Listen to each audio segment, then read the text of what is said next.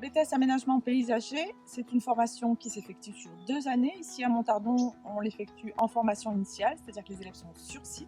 Les objectifs qui sont fixés par la formation, c'est un premier volet qui est un volet de conception, où les élèves étudient comment faire un diagnostic de site, ensuite font des propositions d'aménagement et font des propositions techniques des aménagements qu'ils ont prévus. Un deuxième volet qui est tout le volet réalisation, qui est plutôt lié au chantier.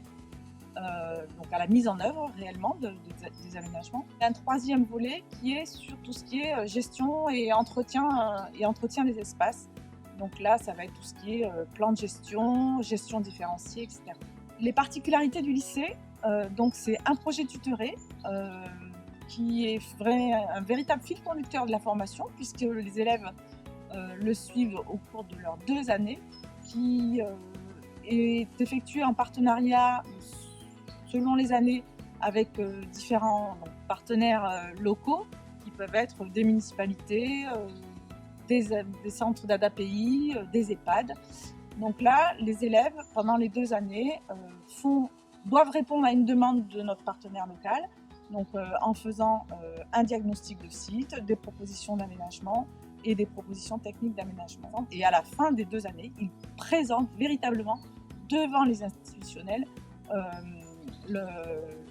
leurs propositions. Bon, à la rentrée prochaine, nous avons 2 nouveaux modules inscrits au référentiel.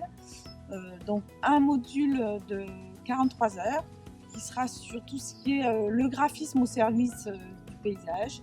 Donc il y aura une partie graphisme manuel avec comment on va apprendre à faire des perspectives, des croquis, des esquisses. Et puis une partie plus graphisme numérique, j'allais dire infographisme, où là, on va leur apprendre à utiliser des logiciels professionnels de mise en forme. Le deuxième module, également de 43 heures, ça sera un module de la nature en ville et tout ce qui est écologie urbaine. Donc là, c'est face aux enjeux écologiques. En milieu urbain, on va s'intéresser évidemment à tout ce qui est biodiversité, à tout ce qui est gestion de l'eau également.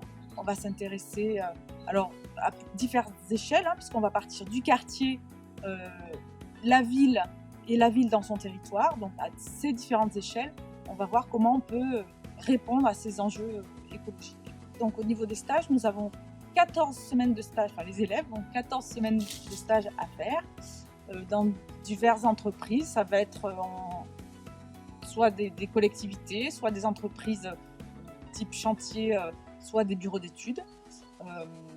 Donc on a un fichier de maître de stage qu'on leur propose, mais ils peuvent aussi venir avec leurs propres adresses en fonction de leur localisation. Sur ces stages, donc c'est vraiment la partie professionnelle qu'ils vont pratiquer en stage.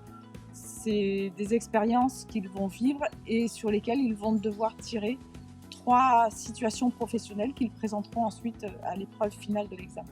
Également, qu'on peut considérer comme une semaine de stage, une semaine de voyage d'études, où là, en général, on part dans une grande ville, une grande agglomération, pour voir toutes les facettes du métier lié au BTS Aménagement paysager. Pour ce qui concerne les modalités d'examen, donc on est 50% de la note de l'examen est en contrôle continu, c'est-à-dire des examens qui sont avec des sujets qui sont posés par les profs et corrigés par les profs. Et 50% de la note de l'examen est constituée par des épreuves terminales, des notes qui sont en épreuve terminale. Après le BTS, on a des jeunes qui veulent aller travailler, ils en ont marre d'être dans l'école, donc c'est possible. Ils postulent dans des entreprises de paysage. En général, c'est plutôt à ce moment-là des emplois sur des chantiers. Et puis ensuite, on peut poursuivre ses études, donc avec 2 styles de poursuite. Une formation courte d'1 an, soit par des certificats de spécialisation